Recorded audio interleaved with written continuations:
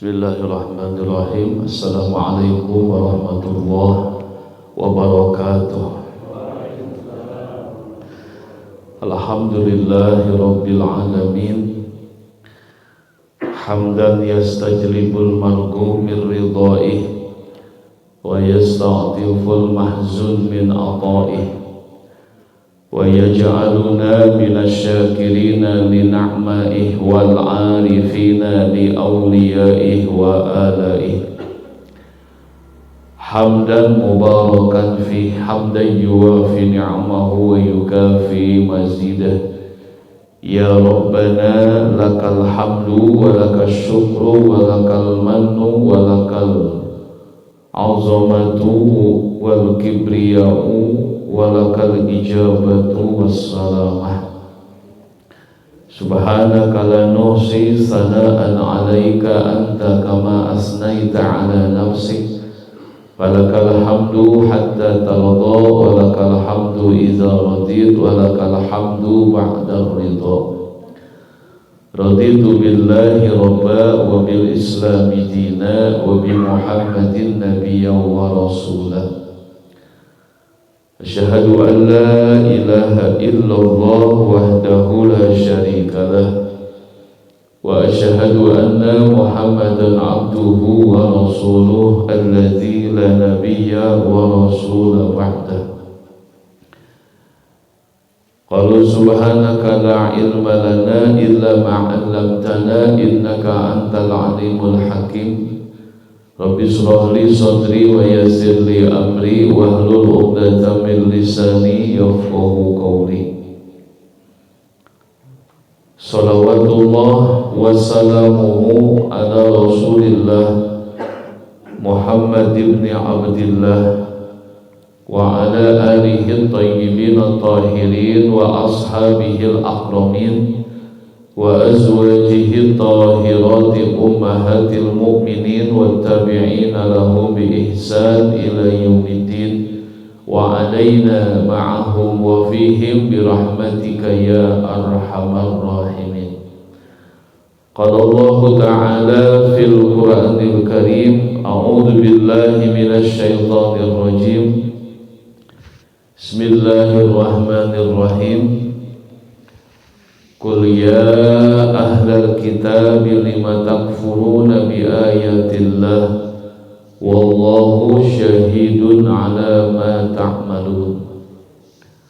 Qul ya ahlal kitab lima tasudduna an sabilillahi man amana tabghunaha iwajan wa antum syuhada wa mallahu bighafilin amma ta'malun.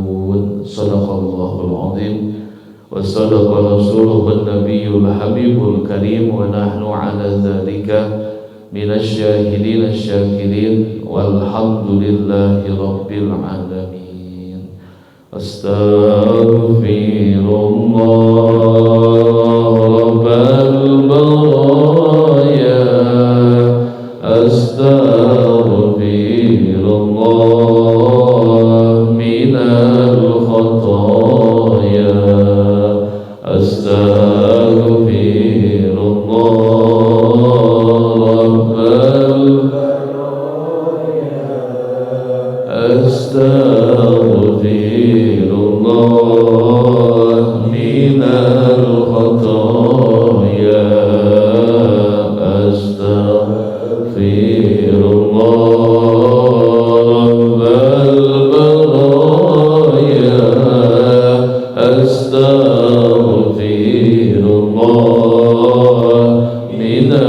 الخطايا صلى الله على محمد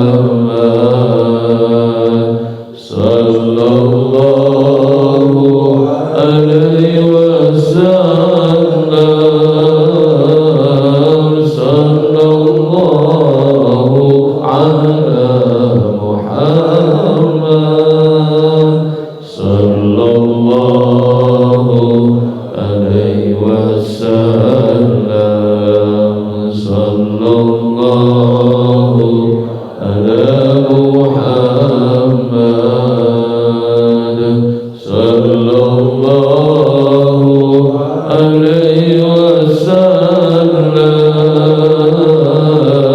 صلى الله على محمد صلى الله عليه وسلم.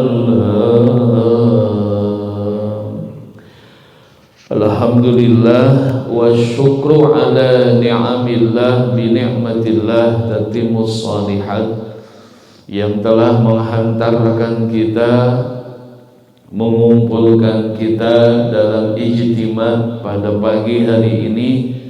Dalam izin dan pertolongannya kita disatukan dalam keadaan sehat walafiat, dan masih Allah titipkan umur kepada kita. Semoga bertambah umur di awal tahun 2026 ini. Apa yang mungkin belum terwujud, terkabul, terrealisasi di tahun kemarin, mudah-mudahan di tahun ini segalanya terwujud, segalanya terrealisasi dan dikabul Allah Subhanahu wa ta'ala. Dan segala kejelekan kita, dosa kita, keburukan kita di tahun yang lalu semoga tidak terulang lagi di tahun ini. Amin ya Allah ya Rabbal Alamin. Makin bertambah umur, bertambah kebaikan kita, bertambah usia, makin bertambah dekat kita kepada Allah Subhanahu wa ta'ala. Amin. Salawat dan salam semoga limpah curah selalu kepada Nabi Muhammad sallallahu alaihi wasallam. Hadirin jamaah Masjid Jami Uswatun Hasanah yang dirahmati Allah Subhanahu wa ta'ala. Setiap keberhasilan, setiap kesuksesan, setiap kemuliaan, setiap kemenangan itu pasti diraih, dicapai, didapat dengan susah payah dan jerih payah, didapat dengan perjuangan dan pengorbanan, didapat dengan cucuran keringat dan air mata, didapat dengan istiqomah dan mujahadah. Dan sebaliknya, kegagalan, kehancuran, kebinasaan itu disebabkan karena dorongan hawa nafsu dan amarah, disebabkan karena kemalasan dan keteledoran, disebabkan karena ambisi dan keserakahan, disebabkan kesalahan dan dosa manusia. Sehingga kita ini patut bersyukur sama Allah Ta'ala bila hidup kita ini diarahkan oleh Allah pada keberhasilan, ditunjukkan oleh Allah pada kesuksesan, dikondisikan oleh Allah pada kemuliaan, dan diposisikan oleh Allah pada kemenangan. Sehingga kenikmatan itu bukan terletak pada kesuksesan tersebut, bukan pada keberhasilan, kemuliaan dan kemenangan. kenikmatan itu bukan pada hasil akhirnya, akan tetapi kenikmatan itu lebih kepada proses yang dia jalani dengan susah payah sehingga melewati masa sulit yang dia hadapi, sehingga pada akhirnya hidup ini bukan apa yang sudah kita dapatkan, tapi lebih apa yang sudah kita berikan. Bukan banyak yang didapat, tapi berkah yang diraih. Bukan nominal yang meningkat, tapi ridho Allah yang melekat dalam kehidupan kita. Sehingga kalau kita berbicara tentang satu kesuksesan, keberhasilan, kemuliaan, kemenangan, itu melekat itu semuanya pada diri Rasulullah Sallallahu Alaihi Wasallam. Maka kalau kita ingin mendapatkan itu semuanya, tidak ada yang dapat kita jadikan rujukan itu semua kecuali Rasulullah. Karena beliau adalah panutan kita. Mau sukses urusan dunia, mau urusan masalah akhirat, tetap merujuknya kepada junjungan Nabi Muhammad Sallallahu Alaihi Wasallam. Bagaimana keberhasilan beliau, kemuliaan beliau yang didapatkan selama ini. Jadi saya katakan tadi, bukan hasil akhir yang jadi nikmat, tapi proses gitu kan, yang dijalani dengan susah payah, yang dijalani dengan begitu sangat rumit dan sulitnya, itulah yang dinikmati dalam hidup ini. Ya, kalau ibu-ibu kalau masak ya sampai mendapatkan menu yang terbaik, berhasil, mungkin yang dikatakan nikmat itu bukan hasil akhir, tapi lelah dan capek dari pertama ke pasar, milih makanan, jenis makanan, sampai terus dimasak dan berhasil nikmat dan enak. Pasti dinikmati adalah proses. Ya Bu ya? Bu? Ya. Seperti itu. Orang berhasil apapun juga tetap bukan hasil akhir yang dinikmati, tapi dia mampu menjalani proses yang cukup rumit dan sulit, melewati fase-fase yang sulit, itulah yang dinikmati sebenarnya. Maka ada nasihat bijak mengatakan, ibtadi'u fil bidayah wala taqtadu bin nihayah gitu. Ikutilah proses dari awalnya, jangan mengikuti hasil akhirnya. Enak ya Rasulullah begitu? Iya, enak hasilnya. Kira-kira mampu nggak kita mengikuti proses yang dijalani oleh baginda Muhammad Sallallahu Alaihi Wasallam? Enak ya orang tua kita banyak tanahnya, hingga meninggal banyak warisannya. Jangan lihat enaknya banyak tanahnya, bagaimana orang tua kita berjuang habis-habisan, kan begitu. Jadi yang kita nikmati bukan hasil akhir, tapi apa? Tapi proses mendapatkan itu semuanya, itulah yang dinikmati sebenarnya. Tapi kadang-kadang manusia pengen hasil akhir, tapi embung proses. Dahar hayang geunah tapi embung memasak gitu.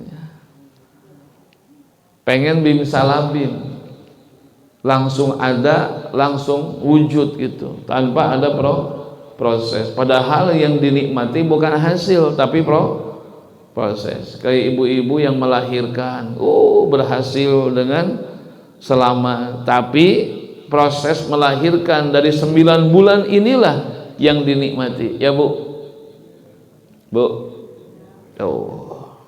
Ini gara-gara Bapak nih. Proses ini, makanya ketika kita berbicara ini semuanya, bagaimana Rasulullah pun menjalani proses dengan baik gitu ya. Dijalani fase-fase sulitnya, fase-fase sangat menyedihkan diikuti sehingga berhasil. Nah itu dia, tanpa mengikuti proses yang baik ini hasil nggak akan ada. Maka hasil ini ada karena baik, bagus, menjalani proses dengan baik. Maka Allah Subhanahu wa taala pun berpesan kepada Rasul sallallahu alaihi wasallam dalam Al-Ahqaf 35 gitu. Fasbir kama sabara ulul azmi minar rusuli fala tasta'jil lahum. Ini pesan Allah Subhanahu wa taala. Apa sih kuncinya gitu kan? Berhasil menjalankan proses dengan baik. Ya, baik untuk urusan dunia, untuk urusan masalah akhirat. Apa kata Allah? Fasbir, bersabarlah engkau ya Muhammad, kama sabara ulul azmi minar rusuli, sebagaimana bersabarnya orang-orang yang teguh hatinya, teguh pendiriannya gitu. Fala tasta'jil lahum, maka janganlah engkau meminta disegerakan azab buat mereka, kata Allah. Jadi kunci pertama apa? Yaitu fasbir dan ulul azmi. Artinya apa? Kesabaran dan keteguhan hati. Nah, di sini saya katakan, kalau orang menjalankan prosesnya tidak sabar dan tidak ada keteguhan hatinya, hasil nggak akan ada. Gitu. Makanya jalankan dengan sabar. Prosesnya dengan sabar dijalankan dan tetap dengan ulul azmi, orang-orang yang memiliki keteguhan hati, minar rusuli, dari para rasul-rasul yang lainnya. Nah, ketika kita sudah bersabar menjalankan apapun yang kita kerjakan, lalu teguh hati kita, teguh pendirian kita, inilah yang menjadikan berhasilnya kita atau tidak. Itu poin pertama. Apa Rasul tidak mendapatkan ini semuanya? Iya, dapat. Kalau Rasulullah tidak ada kesabaran, kalau Rasulullah tidak ada keteguhan hati dalam menjalankan proses ini semuanya, mungkin ya dakwahnya nggak akan sampai ke blok N itu. Ya Pak ya, nggak mungkin. Nggak mungkin Pak, yakin saya. Kalau Rasul nggak sabar, tidak teguh pendirian dan hatinya, itu cahaya Islam nggak akan mungkin sampai ke sini Pak. Saya yakin itu. Sampainya cahaya dakwah sampai ke sini menunjukkan betapa proses kesabaran yang Nabi lakukan dan betapa kuatnya, teguhnya pendirian Nabi Muhammad sallallahu alaihi wasallam. Maka sing salabar wae gitu. Ya. Anak pesantren, berapa anak pesantren tetap ngeluh mah gitu kan. Kemarin pulang masih liburan nih, nggak mau pulang lagi Pak, nggak mau balik lagi, geus kabayang, wah segala macam gitu kan. Hayang balik deui, kan bingung ngupahana itu teh. Duh, kumaha balik deui, mau balik deui gitu kan. Ini kan proses Pak, menjadi orang yang sukses itu nggak gampang. Kalau di pesantren mungkin anak tuh nggak betah Pak, segala macam barang hilang, duit hilang, temen ya segala macam lah. Itu kan proses Pak. Mungkin Bapak yang pernah pesantren begitu kan? Oh enggak ya, salah ngomong seperti ini, salah ngomong. Apa aja lah pokoknya begitu kan. Pengen pulang, gimana mikirnya otak supaya anak itu enggak di rumah gitu. Dia akan terus pulang ke sana pada waktunya nanti tanggal 10. Tetap aja ada keluhan-keluhannya gitu kan. Ya, makanya saya sampaikan sabar. Bapakmu dulu juga begitu, gitu kan. Ya, sama ngalamin, nggak betah mah, begitu mah sama ngalamin. Sehingga perlu dikuatkan gitu kan. Perlu kesabaran, perlu keteguhan hati. Sehingga ini pun menimpa Rasulullah Shallallahu Alaihi Wasallam. proses yang dijalankan ini ya, walaupun harus disikapi dengan sabar ya, ya seperti itulah adanya. Cemoohan, cacian, makian, hujatan, intimidasi, ancaman dan segala macam itu proses Pak, diliwati, dilalui dengan penuh kesabaran. Maka jangan sampai epes-mer gitu tah. Non epes-mer tah. Elehan gitu tah. Bosenan gitu tah. Enggak boleh ada angin sedikit tewas. Ya. Goyangan sedikit mabok gitu kan. Enggak boleh ada pola tidur sedikit puyeng gitu kan. Jadi jangan bosenan gitu. Terus aja dijalani Pak, apapun profesi kita gitu kan ya. Nabi dicontohkan, Allah sudah sampaikan Al-Ahqaf 35, sabar, jalani aja terus gitu kan ya. Karena nggak bisa orang itu mendapatkan dengan sesuatu nggak sabar, cepat bosen, nggak bisa gitu ya, nggak bisa. Pengen insan juga nggak bisa.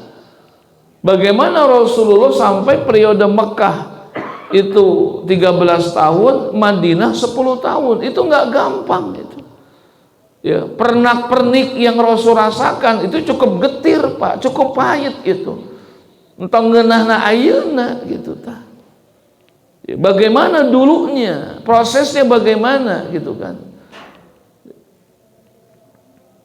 Dan keteguhan hati yang penting juga. Disertai dengan keteguhan hati, ajek pancetnya hati Pak, tecengeng gitulah, entah mengeluh gitu kan ya, entah putus asaan orangnya teh gitu, tebosenan ya kan. Sehingga Rasul juga mendapatkan hal yang sama gitu. Kalau Rasul nggak teguh hati, nggak ajek pancet hati, wah udah gagal dakwahnya itu. Ditawarkan oleh orang-orang kafir Quraisy ya, dengan jabatan yang tinggi, dengan harta yang cukup lumayan, dengan wanita cantik yang jadi pilihan. Ditawarkan Rasulullah itu untuk apa? Agar berhenti berdakwah gitu kan. Ditawarkan dengan iming-iming miliaran mah, triliunan mah, ya dengan uang mah, dengan harta mah, segala macam disodorkan di hadapan Nabi Muhammad Sallallahu Alaihi Wasallam. Tapi Rasul nggak bergeming dengan tawaran itu. Kalau tidak ada ulul azmi, orang yang punya keteguhan hati Pak, istiqomah, udahlah, nih ada uang nih 2 triliun, tapi eureunnya gitu tak gitu. Ayo sok coba eureunnya duit 2 triliun gitu kan, iraha deui gitu kan, teguh pendirian gitu kan. Atau seorang istri mungkin saat suaminya terpuruk dalam bidang usaha dan ekonomi gitu kan ya, berbagai macam masalah dan kebutuhan, sementara uang kurang, pekerjaan tidak tetap, dengan kondisi ekonomi yang sedang jatuh, itu kan diuji Pak seorang istri itu ya.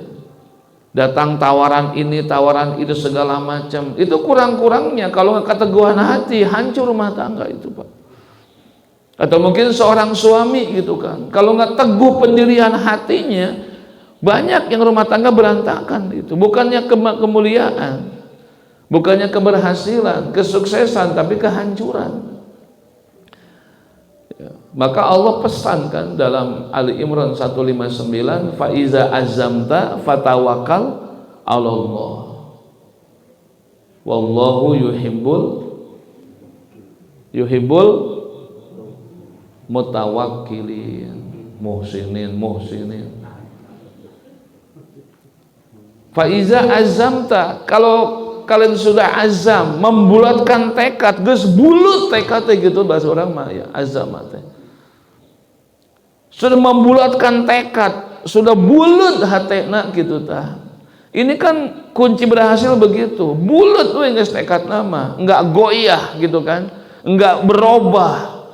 Kenapa? Karena punya azam, Fa iza azamta fatawakkal 'ala Allah. Ya sudah, kalau yang sudah membulatkan tekad, bismillah sudah. Pasti akan didapatkan pernak-pernik yang nggak enak. Ya sabar, kata Allah tadi, fasbir, sabar. Jangan nemuin ya belokan, curam, terjal. Mohon jangan. Mau hasil gitu mah tuh Pak. Mual gitu kan. Allah suka senang kepada orang yang mutawakil, masrahkan semua keadaan kepada Allah Subhanahu wa ta'ala. Bahkan dalam Al-Furqan 58, wa tawakkal 'alal hayyil ladzi la yamut. Disambung, maka serahkanlah kepada Allah. Al-hayy, wa tawakkal 'alal hayyil ladzi la yamut. Bertawakallah, pasrahkan. Kalau sudah membulatkan tekad, pasrahkan kepada Allah yang Maha Hidup, la yamutu, yang tidak pernah mengalami kematian. Dan sabar dalam Ar-Rum ayat 60. Fasbir inna wa'dallahi haqqun, gitu. Bersabarlah kalian ya, bersabarlah engkau ya Muhammad, inna wa'dallahi haqqun, sesungguhnya janji Allah itu pasti benar. Nah, dengan Ali Imran 159 ini gitu kan, dan Al-Furqan 58 ditambah kesabaran Ar-Rum 60, kan jadi pegangan buat kita. Jadi satu kekuatan buat kita untuk tetap menjalankan proses dengan baik gitu kan. Ya. Dilalui dengan baik, ya. Maka kalau orang nggak bersabar, insya Allah nggak akan ada hasil. Maka bersabar ya Muhammad, inna wa'dallahi haqqun, sesungguhnya Allah pasti benar. Nah, janji inilah yang akan Allah berikan. Kapan waktunya? Lalui proses dengan baik. Ya, jalankan dengan penuh, nikmati proses kita, maksudnya begitu. Ya. Ya, makanya kalau kita bisa menikmati proses, insya Allah nikmat Pak. Jangan ngeluh terus, nikmati aja udah. Wa amma bi ni'mati rabbika fahaddits, nikmati. Lalu tahadus bi ni'mah, alhamdulillah ya Allah sudah melewati fase tersulit rumah tangga. Kan sok cerita sama istri di rumah kan, mah alhamdulillah ya kita bisa begini, punya rumah. Ya Allah dulu mah kita kan begitu cerita kan. Kenapa bisa ngedongeng ke anak gitu kan? Kenapa? Karena pahit diceritakan dengan baik gitu kan. Ya. Diceritakan, nak dulu mah gini kan. Jadi apa yang proses yang dia dapatkan dengan baik, bisa cerita tuh ke orang lain.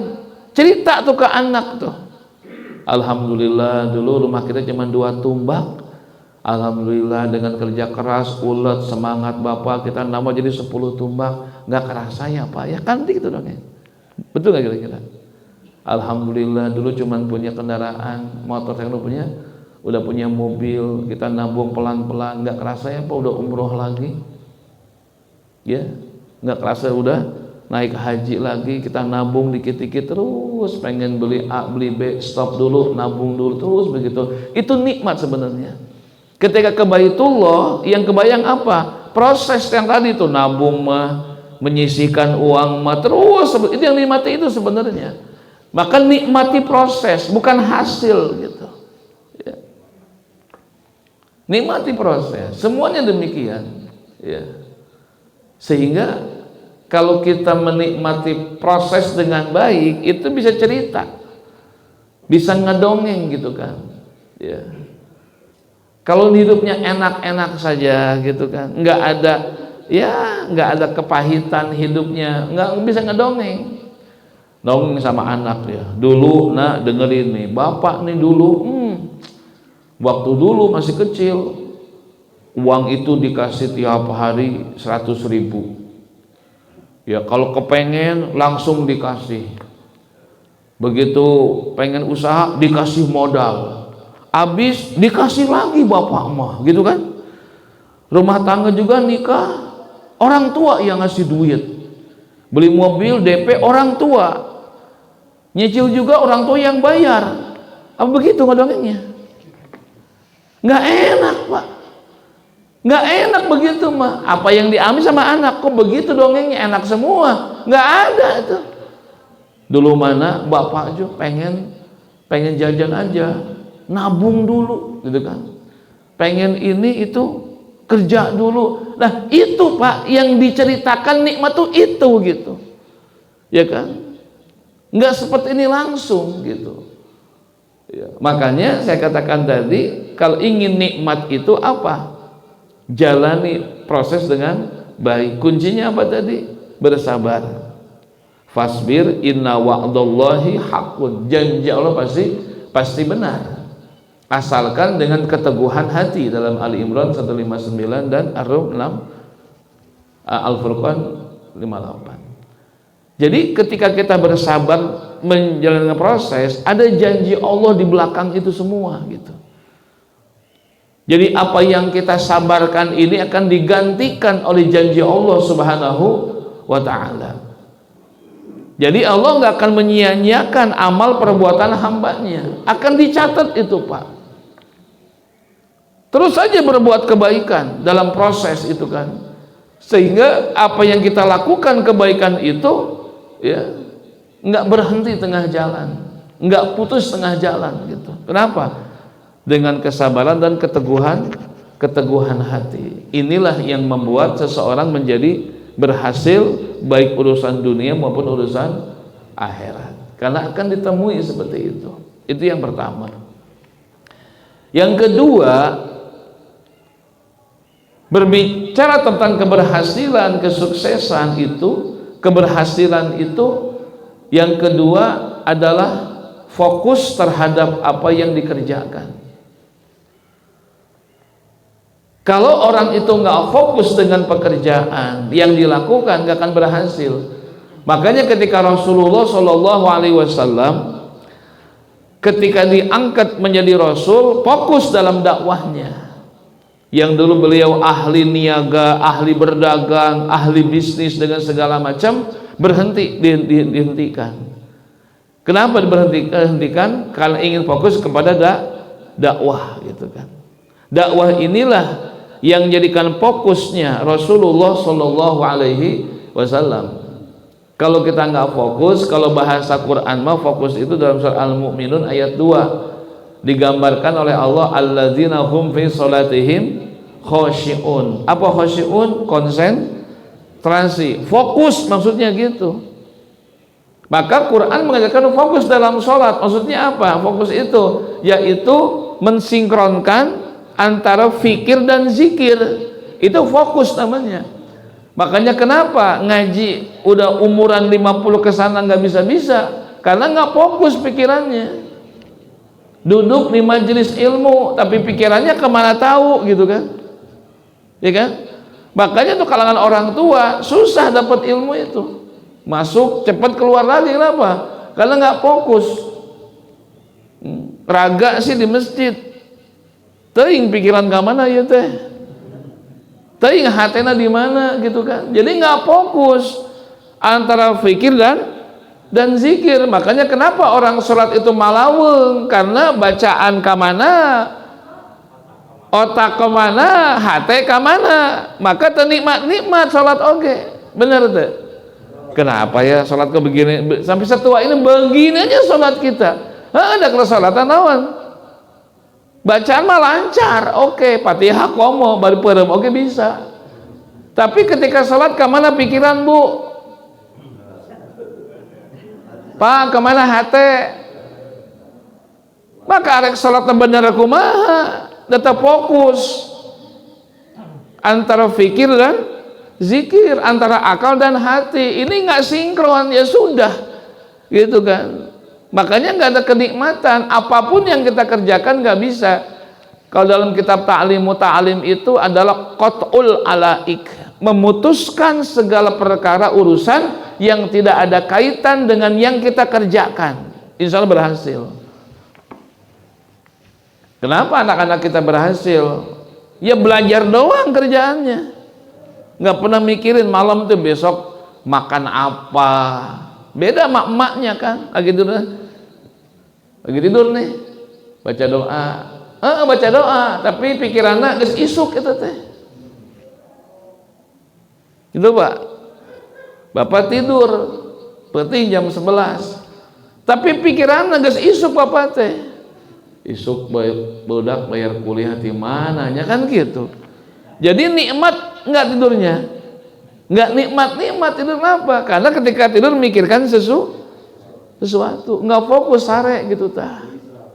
Maka huis itu keluar huis itu. Pikiran gitu. Kan ngusap tarang deui. Keur sare teh kieu lain ngadoa, bingung isuk kumahanya. Cicilan gitu kan, budak bayaran. Jadi enggak nikmat gitu kan. Enggak nikmat. Kenapa? Karena enggak fokus. Maka setiap yang nggak fokus pasti berantakan Pak. Makanya saya mah nggak pernah menuntut jamaah pengajian begini, nggak nuntut untuk bisa dan hafal, nggak nuntut, percuma. Asli saya mah ngageleuyeng we siga cai geus kumaha brehna we eta mah. Geus ngaji tahunan oge arapal kitu kan henteu. Siga nu nya we geus ngaji di mana di usul sana 2 tahun 10 tahun ngarti hanteu cenah. Maka abdi mah teu nuntut, enggak nuntut kepada jamaah untuk bisa, untuk hafal, untuk paham, enggak.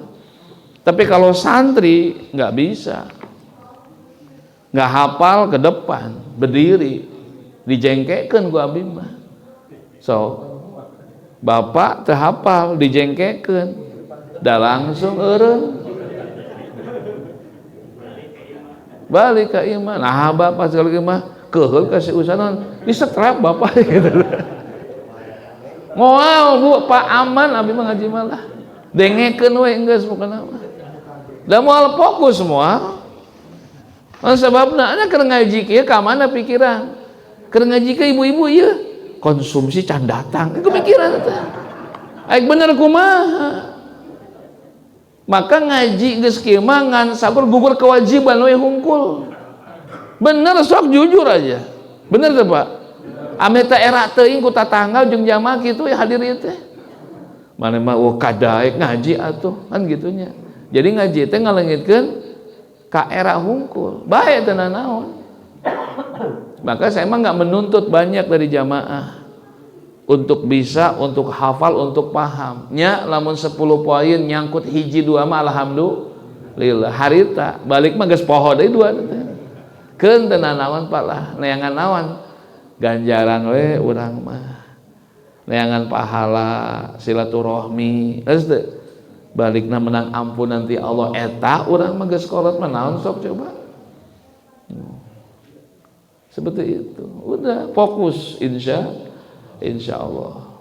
Makanya untuk generasi muda yang ya cuman mikirannya kegiatan belajar saja, insya Allah bisa mereka itu. Kenapa? Karena fokus belajar doang, teu mikiran naon gitu tah.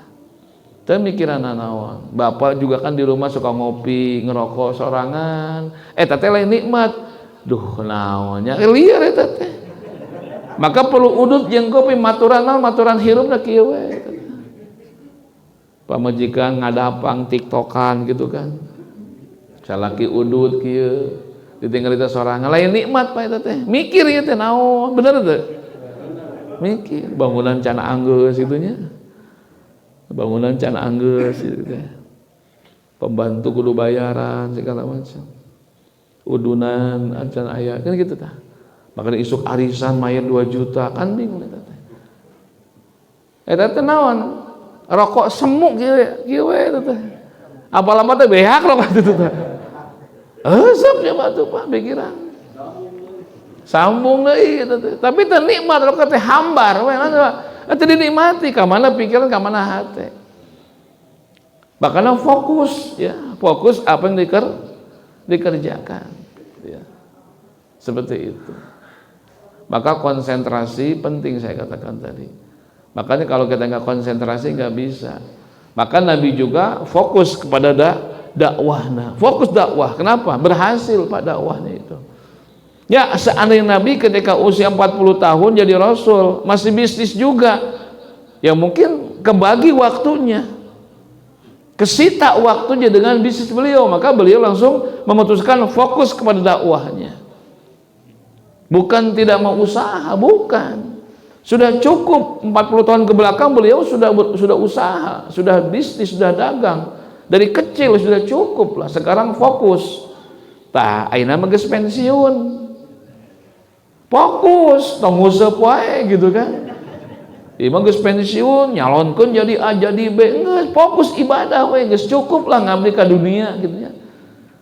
50 tahun geus cukup ngabdi ka batur, ngabdi ka Gusti geus cukup atuh ayeuna mah. Aek ngabdi ka jelema deui, geus fokus. Mikiran kumaha maot engke teh kitu ayeuna mah. Terus teu. Ieu mah di dunia keneh, maot geus dihareup eta teh. Cing fokus ayeuna Pak 50 tahun kamari fokus karena urusan dunia, ayeuna mah sesana fokus karena akhirateun ayeuna mah atuh ayeuna mah fokusna kitu ayeuna mah. Ya, difokuskeun gitu tah. Bukan berarti tidak boleh dunia, tapi lebih difokuskan kepada akhirat tah. Geus kolot mah gitu nya. Geus kolot can ieu teh?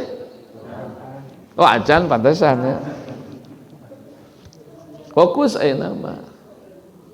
Sok keung Pak kana umur teh. Abdi geus 54 ge keung itu gitu tah. Geus 50 nya, berarti mah asa 20 keneh gitu tah nya. Gitu. 54 genep tahun kan deket gitu. Dia kan gitu Pak, teu karasa eta teh. Dia kan ibadah masih kieu keneh urang teh. Maca Quran masih balelol keneh, tahajud acan keneh. Duha kaliwat wae gitu kan. Salat tepat waktu, kapan nih mau bebenah gitu kan. Ya fokus sekarang mah gitu kan. Pi akhirateun lah ya nama gitu tah. Dunia mah eukeun dijalani eta fokus karena urusan akhirat ke 50 tahun gitu geus siap-siap Pak gitu tah. Terus Bapak sabaraha Pak? Genep 1. Tapi siga 40 nya. Itu Pak. Ayo fokus Pak sekarang gitu. Untuk urusan kita. Maka setiap apapun yang konsentrasi fokus insya Allah mendapatkan satu nilai keberhasilan. Kita bukan ingin sukses dunia saja, ingin sukses untuk akhirat. Masih banyak yang kita fokuskan. Quran kita belum lancar, tajwid nggak ngerti, fikih belum maksimal, kan gitu. Tauhid masih lemah, ibadah masih berkurang, sedekah hitungan, zikir nunutan, ngaji tengarti.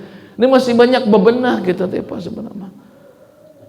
Banyak yang dibenahi sama kita sebelum menghadap Allah Subhanahu wa taala.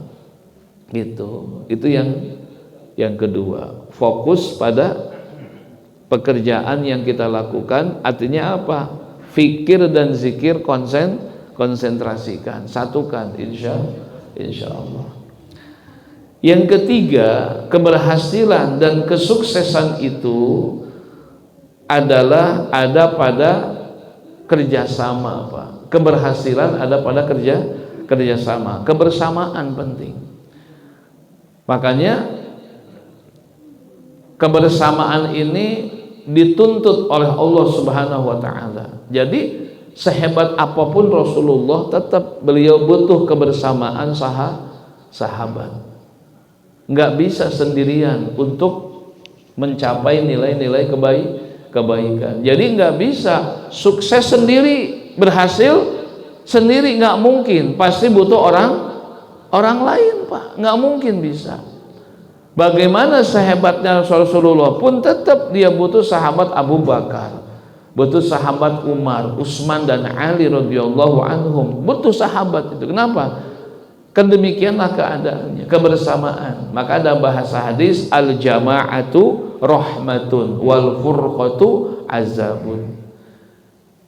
Imam Baihaqi meriwayatkan hadis seperti itu. Berjamaah itu mendatangkan rahmat, sedangkan bercerai-berai itu mendatangkan azab, siksaan dari Allah Subhanahu wa taala. Fa inna yadallah ma'al jamaah. Sesungguhnya kekuatan Allah itu bersama jamaah. Kebersamaan Pak penting, makanya sukses bersama, berhasil bersama. Makanya kalau kita lihat bagaimana kebayang keluarga yang kompak Pak, bersama, ya kan? Saling menguatkan, saling mengingatkan, saling menasehati, saling menyemangati. Kekompakan, kebersamaan, contoh Nabi Ibrahim dengan Siti Hajar dengan Ismail Pak. Itu kan kebersamaan. Bagaimana seorang ayah yang kuat, seorang istri yang taat, seorang anak yang patuh sama orang tuanya. Ini kan sumber kekuatan kebersamaan, sehingga setan itu nggak bisa mengalahkan mereka dalam kebersamaan dan kekompakan. Ini kompak bersama, ada kesuksesan. Maka saya katakan kenapa perang Uhud kalah? Karena apa? Ada sebagian tempat di bukit Uhud itu yang saling bercerai-berai Pak, nggak kompak. Kata sebagian, yuk kita turun, udah cukup aman, udah menang kita, jangan turun, jangan, nggak kompak. Turun kebanyakan, sisa di atas sedikit, hancur. Dari situ kuncinya kan kegagalan itu. Padahal kemenangan sudah hampir 1% lagi menang. 99% Nabi dengan jumlah 700 pasukan, musuh 3000 Pak, itu Uhud itu dipukul mundur semuanya, itu udah tinggal satu langkah lagi. Tapi sayang, ada sebagian pemanah di belakang yang nggak kompak Pak, saling bercerai-berai, ya nggak guyub lah gitu bahasa kita. Nah, di situ awal kehancuran. Walaupun kemenangan sudah di depan mata, nggak jadi Pak. Sedikit masalahnya apa? Cekcok kata teh. Maka tong para saya gitu teh, sing kompak, sing guyub, sauyunan. Sebab ketika kita nggak kompak, saling berselisih, itu akan dicabut keberhasilan dan kemenangan dari Allah Subhanahu wa ta'ala. Apapun juga ya. Kalau kebersamaan ini sudah dicacatkan dengan khianat dan segala macam, itu nggak bisa. Contohlah perang Uhud jadi pelajaran besar buat kita, jadi satu apa ya, ibroh buat kita semuanya gitu. Ternyata kegagalan itu kenapa? Karena kurang ada kekompakan, sing kompak gitu. Tanda tangan kabeh, tanda tangan tong henteu gitu tah. Untung urang mah ke heula tong kitu, enggak tanda tangan we. Menang teh saurang 1 juta eta teh. Sing kompak atuh, sing guyub. Kalau satu tim itu Pak, salahnya di upahan gitu tah. Lamun aya nu salah teh tong digeunggeurekeun, satu tim mah jangan Pak. Kalau main bola, main futsal 6 orang kan? Satu salah, tong digeunggeurekeun, satu tim aku diupahan. Ya. Satu tim jangan Pak. Hati-hati, kalau satu tim itu satu salah, gagal, dicemoohkan, udah hancur Pak. Satu tim mah jangan, salah diupahan, gagalnya dirangkul, satu tim itu mah gitu. Ya. Sehingga istri masak kurang enak atau gagal masaknya, bapak ngece atau ngerangkul? Si mama mah tebecus entong gitu. Satu tim saimah mah salah dirangkul Pak. Tebisana dirangkul, diupahan. Bapak geuningan gagal masaknya tutung. Nyawios lah orang ka Padang we kitu ngomongna tuh. Dirangkul Pak satu tim mah, bener Pak. Satu organisasi, satu apa namanya yayasan, satu perusahaan. Itu kalau salah jangan dicemoohkan, dirangkul satu tim Pak, jangan. Bener itu mah.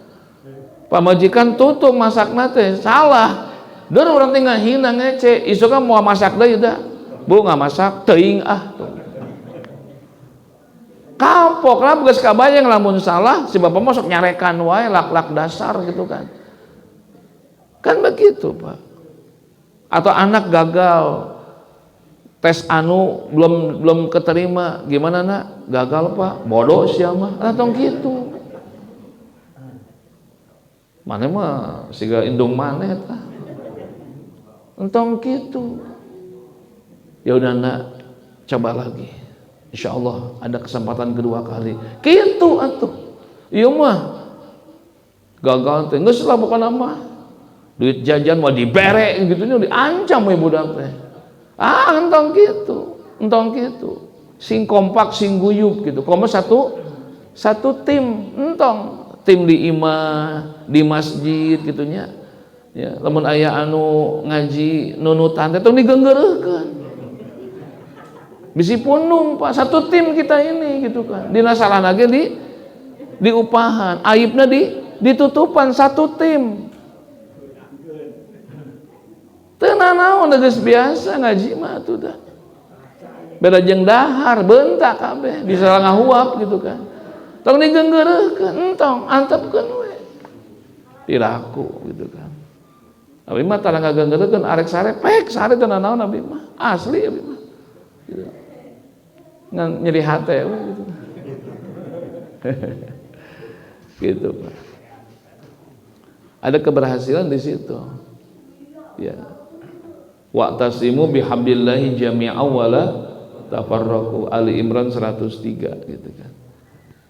Ya Allah pesan kan, ayo sing kuat ya, sing kieu teh menyepengna teh, tong lepas gitu kan. Kenapa? Ketika lepaslah pertolongan Allah, lepaslah rahmat Allah Subhanahu wa taala. Jangan ya, sing kompak sing guyub sauyunan insya Allah. Itu keberhasilan bikin Rasulullah sallallahu alaihi wasallam. Kenapa? Ada kekompakan, Pak. Kalau enggak bisa. Yang terakhir, yang keempat, keberhasilan, kesuksesan itu dibangun atas dasar kejujuran dan keikhlasan. Maka ada bahasa At-Taubah 119, ya ayyuhallazina amanu taqullah wa kunu ma'as shadiqin gitu. Wahai orang-orang yang beriman, bertakwalah kamu kepada Allah dan tetaplah bersama orang-orang yang jujur. Ya. Kejujuran inilah pintu keberhasilan, dan keikhlasan juga sama. Maka dalam satu hadis Imam Bukhari meriwayatkan dari Abdullah ibnu Mas'ud, alaikum bisidqi, hendaklah kalian jujur. Alaikum bisidqi, hendaklah kalian jujur. Fa inna sidqa yahdi ilal birri, sesungguhnya kejujuran itu akan membawa kepada kebaikan. Wa innal birra yahdi ilal jannah, dan kebaikan akan membawa kepada surga. Wa ma yazalur rajulu, dan terus seseorang itu ya yasduku, dia jujur, wa yataharras sidqa, dan terus menempuh kejujuran, hatta yuktaba indallahi siddiqan, hingga ia dicatat di sisi Allah orang yang siddiqan, orang yang jujur. Wa iyyakum wal kazib, hati-hati jauhkan dengan dusta dan bohong. Fa innal kazib yahdi ilal fujur, yang namanya dusta itu akan membawa kepada kejelekan. Wa innal fujur yahdi ilan nar, kejelekan akan membawa kepada nerakanya Allah. Wa ma yazalur rajulu, dan terus seseorang itu ya selalu yakzibu, berdusta, wa yataharral kaziba, dia memilih kedustaan itu, hatta yuktaba indallahi kazzaban, hingga ia dicatat oleh Allah sebagai pendusta. Maka kejujuran inilah pintu keberhasilan. Orang yang tukang bohong, Pak, itu nggak ada keberhasilan. Orang yang tukang ngawadul, bukan nama, dan tidak ada keberhasilan, kesuksesan dibangun di atas nggak ada itu. Kejujuran insya Allah ada. Makanya tetaplah bersama orang-orang yang shadiqin, yang jujur. Kenapa? Karena orang yang jujur itu akan mendapatkan nilai kebaikan dari Allah Subhanahu wa taala. Pedagang jujur berkah, Pak. Pedagang yang curang hancur. Pejabat yang jujur dan amanah akan berkah. Pejabat yang bohong pasti akan hancur. Semuanya begitu. Ya, semuanya begitu. Makanya tetap kita ingin sukses harus ada kejujuran. nggak boleh ada kebohongan. Ketika berbohong sekali, maka akan berbohong yang kedua kali. Ketika bohong yang kedua, akan terpancing kebohongan yang terus begitu, bohong terus. Tapi kalau orang jujur sekali, dia akan jujur berikutnya. Yang ketiga, akan jujur lagi terus seperti itu. Makanya jangan dimulai dengan kebohongan. Tong ngabohong kata gitu tah. Ancur ngabohong mah. Ada kisah sedikit ceritanya, unik ini ya. Dalam kitab Irsyadul Ibad, ada seorang pemuda yang hidup di Badin, di Leuweung bahasa nama gitu tah. Tiba-tiba dia mengatakan, tolong gitu kan. Tolong. Ini yang di sawah, yang di kebun, yang di jalan, takut nih, pasti ada binatang yang menerkam dia. Yang di sawah langsung lari menghampiri suara itu. Yang di kebun juga bawa alat. Kenapa?